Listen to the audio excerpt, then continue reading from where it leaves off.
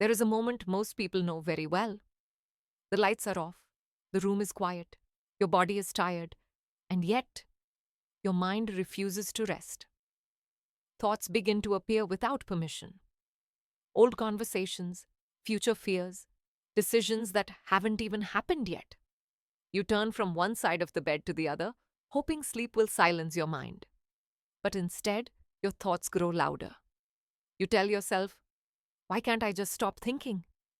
But the truth is, your brain isn't malfunctioning. It's doing exactly what it was designed to do. Your brain loves overthinking, not because it wants to torture you, but because it believes it's protecting you. And to understand why, we need to look deeper than motivation, deeper than mindset, and deeper than surface level advice. We need to understand your mental code. Most people think overthinking means you're weak, or anxious, or mentally undisciplined.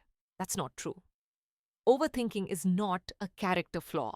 It's not a lack of confidence, and it's not a sign that something is wrong with you. Overthinking is a strategy. A strategy your brain learned long before you were born. A strategy that once kept humans alive. And a strategy that now keeps millions of people stuck. Let's be very clear about something. Overthinking is not the same as thinking deeply. Deep thinking moves toward clarity. Overthinking moves in circles. Deep thinking leads to decisions. Overthinking delays them. Deep thinking creates solutions. Overthinking creates noise. And yet, your brain keeps choosing overthinking. Why? Because your brain has one priority above all else: safety. Your brain does not care about your dreams. It does not care about your goals. It does not care about your potential. It cares about one thing only: keeping you alive. For your brain, being alive is success. Everything else is optional. And to your brain, uncertainty feels like danger. Not discomfort, not inconvenience, danger. Think about this. Anytime you face uncertainty, a difficult conversation, a risky decision, a new path, your brain reacts instantly. Your heart rate changes, your body tenses, your breathing becomes shallow. This isn't imagination. This is biology. Your brain interprets the unknown as a possible threat. And when there is a threat, the brain does what it has always done. It starts scanning, analyzing, predicting, imagining outcomes. This is where overthinking begins. Overthinking feels active. It feels like you're doing something useful, like you're preparing, like you're being responsible. But what's actually happening is much simpler. Your brain is stalling. It's buying time. It's saying, don't move yet. Don't act yet. Let's think more. Because as long as you're thinking, you're not taking risk. And to the brain, no risk equals safety. This is why overthinking feels so convincing. It disguises itself as intelligence, as caution, as wisdom. But in reality, it's fear wearing a smart mask. Thousands of years ago, this behavior saved lives. If you were a human living in the wild, overthinking made sense. If you heard a sound in the dark, thinking through every possibility could keep you from walking into danger. If you questioned a new path, hesitation could save you from predators. Those who acted too fast didn't survive. Those who paused, those who imagined worst-case scenarios, those who overthought, they lived. And they passed that brain wiring on to you. Your brain hasn't evolved for modern life.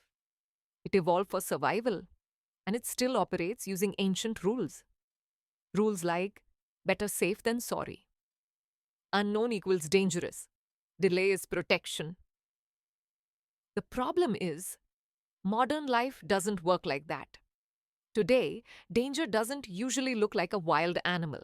It looks like sending a message, making a decision, starting something new, leaving something familiar. These things won't kill you. But your brain reacts as if they might. Because the brain does not measure reality.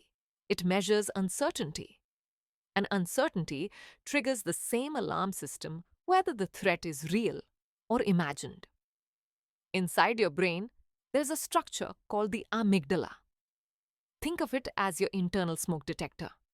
It doesn't analyze facts. It doesn't care about logic. It reacts fast. Its job is to alert you to danger. When the amygdala detects uncertainty, it sends a signal. Stress hormones are released. Your body prepares for action. But here's the twist. In modern life, there is usually nothing to fight and nowhere to run. So that energy has nowhere to go. And it turns inward, into thoughts. That's why overthinking often happens when you're doing nothing, late at night, in silence, when your body is still. The mind fills the space because the alarm has been triggered, but the threat is unclear. So the brain searches, it replays memories, it imagines futures, it creates scenarios, not to harm you, but to protect you. This is why telling yourself, just stop thinking, never works. You're not dealing with a bad habit, you're dealing with a safety system. And safety systems don't shut off just because you ask them to. Here's something important most people miss. Overthinking is not about finding answers, it's about avoiding uncertainty. If clarity appeared instantly, your brain would stop. But clarity rarely appears before action. So the brain waits and waits and waits, hoping thinking alone will create certainty. It never does. This is where people get trapped, because the brain rewards overthinking, not with peace, but with relief, temporary relief. Every time you choose not to act, your brain relaxes. Good, it says. We avoided danger, and that relief feels good. It feels calm. It feels safe. So the brain remembers, and next time uncertainty appears, it chooses overthinking again. This is how the loop forms. Fear triggers thinking. Thinking delays action. Delay reduces immediate fear. The brain learns, thinking keeps us safe. And the loop strengthens. This is also why intelligent people often suffer more from overthinking. A sharp mind creates more possibilities, more scenarios, more outcomes, more risks. Intelligence gives the brain more material to work with. But without emotional regulation, intelligence doesn't create clarity. It creates complexity, and complexity feeds overthinking.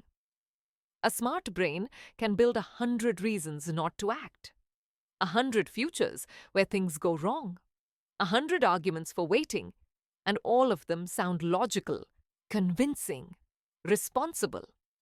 But none of them move your life forward. Overthinking also feeds on identity. The more you say, I'm an overthinker, the more your brain accepts that role. The brain loves labels.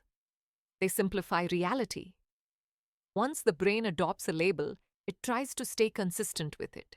So it keeps overthinking to prove the identity true. Here's the biggest lie overthinking tells you. If I think enough, I'll avoid mistakes. But mistakes are not avoided by thinking.